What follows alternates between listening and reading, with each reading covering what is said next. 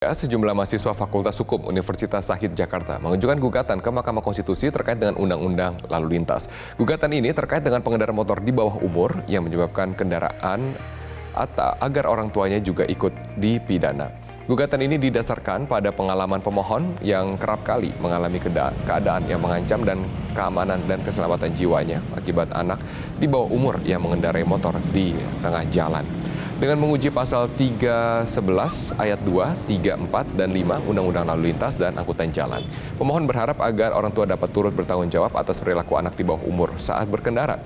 Pemohon gugatan juga menilai kecelakaan yang diakibatkan pengendara di bawah umur dapat dicegah dengan memberikan sanksi pidana bagi orang tua agar tidak memberikan pembiaran.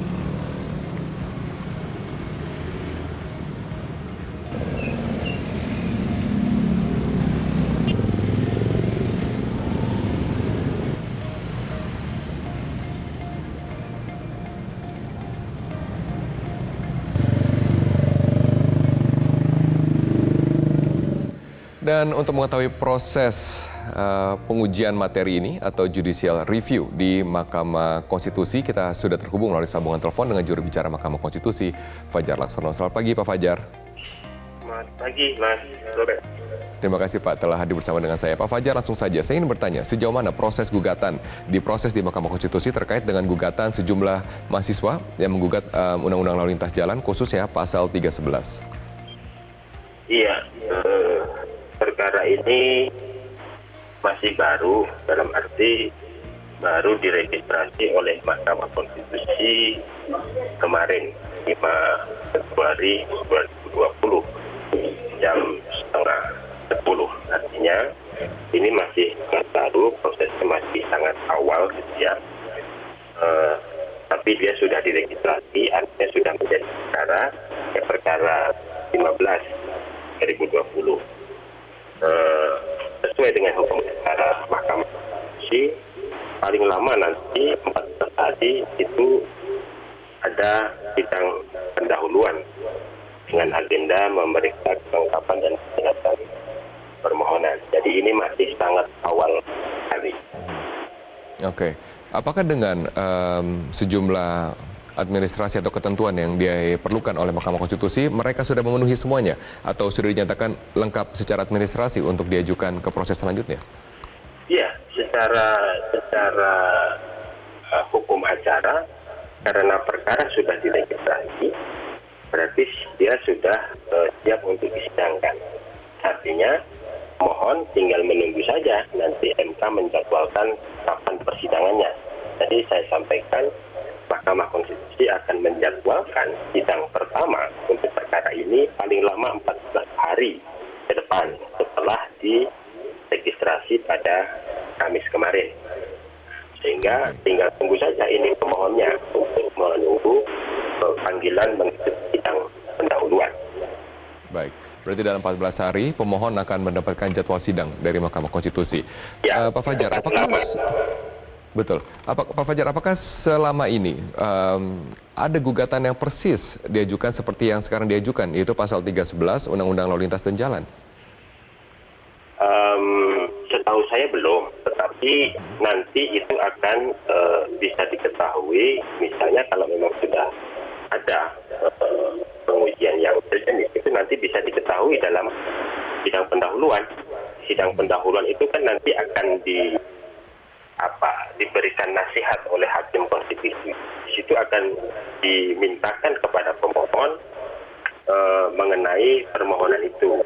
Kalaupun sudah ada perkara yang sejenis atau putusan bahkan yang sejenis, maka itu akan termasuk mungkin yang akan disampaikan di dalam sidang pendahuluan itu oleh hakim. Gitu. Oke, baik. Terima kasih Pak Fajar Laksono, juru bicara Mahkamah Konstitusi telah bergabung bersama dengan saya dalam Selamat Pagi Indonesia. Dan untuk melihat bagaimana nantinya outcome atau apa kira-kira pilihan putusan yang dapat terjadi di Mahkamah Konstitusi, saya akan langsung membahasnya bersama dengan akademisi dan juga pakar hukum pidana, Bang Jamin Ginting. Bang Jamin, selamat pagi. Selamat pagi, Terima kasih telah hadir bersama dengan saya. Sama-sama. Bang Jamin, kalau melihat sudah follow ya berita ini ya, ada sejumlah anak-anak Universitas Hukum, mereka ingin orang tuanya bertanggung jawab pada kecelakaan yang dikabarkan para pengendara sepeda motor yang di bawah umur karena kendaraan milik orang tuanya. Apakah logis? Ya, begini, kita dulu lihat prinsip dalam hukum pidana. Ya. Dalam konteks hukum pidana itu, pemidanaan terhadap seseorang itu tidak bisa diwakilkan oleh orang lain. Jadi pelaku sendirilah yang bertanggung jawab karena pelaku sendiri memenuhi dua unsur. Unsur pertama adanya perbuatan dan unsur kesalahan yang bisa dilimpahkan kepada orang tersebut. Nah, jadi kalau pelaku ini contohnya anak-anak yang belum mendapatkan SIM begitu, maka ini adalah pelaku tindak pidana yang dilakukan oleh anak-anak. Jadi sanksi pidananya dikurangi setengah dari hukuman pidana orang dewasa. Nah, jadi dia tetap dilakukan hukuman. Nah, bagaimana keterkaitan antara orang tua yang membiarkan anaknya membawa kendaraan bermotor mengakibatkan itu. Nah, ini dalam konteks ini orang yang dirugikan bisa meminta sanksinya, yaitu sanksi keperdataan. Ganti rugi. Ganti rugi. Jadi nanti setelah dibuktikan memang ada suatu perbuatan yang mengakibatkan orang lain luka atau cacat tetap atau meninggal begitu, setelah putusan itu dibawakan dan minta ganti rugi kepada orang tua, karena di pasal 1367 KUH Perdata mengatakan orang yang bertanggung jawab terhadap seseorang, apakah itu anak, apakah itu karyawannya, dapat dimintakan ganti rugi atas kerugian yang diakibatkan oleh yang harus menjadi tanggung jawabnya tersebut. Oke, itu kan yang sudah berlaku sekarang. Seperti itu. Sekarang. Tetapi kan gugatan ini ingin agar orang tua juga dilibatkan, menanggung dari beban hukum. Atau dalam hal ini kan berarti beban hukum pidana ya? Iya. Nah, sekarang konteksnya begini. Ini sebenarnya pertanggungjawaban pidana ini sekali lagi ini kan prinsip hukum kan, tidak bisa dialihkan kepada orang lain. Kecuali kalau orang lain itu menyuruh melakukan, aktor intelektual. Nah, bagaimana membuktikan bahwasannya orang tua ini lalai dalam mengawasi anaknya? Kan itu kan sulit sekali. Bisa saja contohnya orang tuanya itu kecolongan karena anaknya sendiri bandel. Bahkan ada anak sendiri dilaporkan sama orang tuanya supaya dimasukkan ke penjara karena dia sudah nggak sanggup lagi mengurus anaknya. Nah, itu bisa terjadi. Nah, itu pembuktian itu agak sulit nanti akhirnya untuk menentukan apakah ini penyebab kelalaian orang tuanya atau karena anaknya sendiri yang memang punya kelakuan kenakalan dalam masyarakat. Betul, tapi kalau kita lihat memang akibat dari mereka para pengendara sepeda motor yang belum cukup umur mengendaraan sepeda motor dan terjadi kecelakaan di jalan, kecelakaan ini ternyata berkontribusi dengan angka yang cukup signifikan. Kita kan lihat datanya dulu, Bang Jamin. Ini adalah data-data dari kecelakaan lalu lintas akibat pengendara di bawah umur.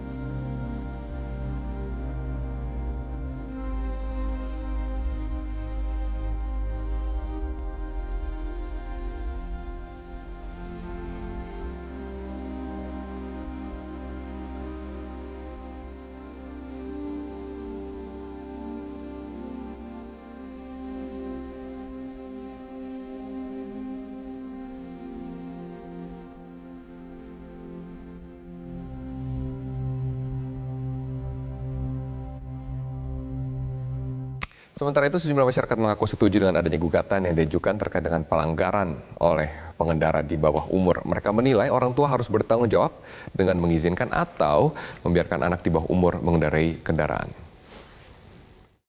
Kalau menurut saya, kalau orang tuanya memang mengizinkan, orang tuanya yang nyuruh anak itu membawa kendaraan sendiri, memang harus dituntut. Kecuali anaknya curi-curi, orang tuanya nggak tahu, dia curi-curi kunci motor atau kunci mobil, dia pergi sendiri, ya itu sih di luar dari tanggung jawab orang tua ya. Tapi kalau orang tua mengizinkan, memang orang tua harus dituntut juga, itu bisa juga. Soalnya membahayakan orang lain juga. Ya kalau menurut saya sih setuju sekali. Soalnya kan untuk bawa umur kan belum boleh. Dan belum punya SIM juga kan gitu kan. Apalagi untuk kendaraan bermotor itu bahaya banget. Dan lagi kalau memang udah kecelakaan, ya pasti ruginya ya orang tua. Kalau saya sih setuju ya, karena pertama orang tua tersebut udah lalai untuk ngebiarin anaknya yang belum cukup umur, secara juga regulasi udah menyalahi. Yang faktor kedua yang sangat penting kan buat berkendara di jalan, itu diperlukan kematangan juga psikologi, fisiknya juga kan, kemampuan berkendara itu sangat juga. Jadi yang pertama itu sangat perlu sih kalau emang gugatan itu dilakukan, saya dukung, bagus ada mahasiswa yang melakukan itu. Nah, banyak suara memang menyatakan setuju loh, Bang Iya. Jamin. Tentu kalau dari sisi masyarakat, karena pengetahuan tentang hukumnya, analisa hukumnya kurang, memang secara keinginan Ya. yang emosional gitu ya. Kita juga berharap seperti itu. Cuma permasalahannya nanti bagaimana memilah-milah antara tanggung jawab orang tua kepada anak ini karena sengaja orang tuanya membiarkan dengan sengaja membiarkan anak itu menggunakan kendaraan atau dia karena nggak tahu atau karena Betul, kecolongan. kealpaannya, karena kecolongan dan segala macam. Nah, ini harus dibuktikan. Nah, untuk itu kalau konsepnya adalah pertanggungjawaban pidana yang diwakilkan kepada orang tua, ini harus benar-benar dilihat kontekstualnya. Nah, untuk melihat kontekstual ini yang nantinya akan menjadi permasalahan hukum berikutnya. Sulit dibuktikan. Iya. Tapi apakah kemudian dengan cara jika anak tersebut memegang kunci kendaraan, kan dengan otomatis bahwa orang tua mengizinkan atau kecolongan kan? Iya. Tapi kalau kecolongan juga tampaknya argumennya bisa banyak, kayak kecolongan saya lagi pergi tidur atau kecolongan motor tetangga atau kecolongan motor siapa. Jadi ini adalah secara proses hukum sulit sekali untuk dilaksanakan. Iya, jadi pertanggungjawaban itu kan tadi saya katakan ada dua, pertanggungjawaban pidana dan pertanggungjawab perdata. Secara keperdataan kita setuju sudah bisa dimintakan ganti rugi kepada orang. Nah, kalau pidana itu karena mensubstitusi, mereplacement, pengganti perbuatan orang lain menjadi tanggung jawab kita orang tua begitu.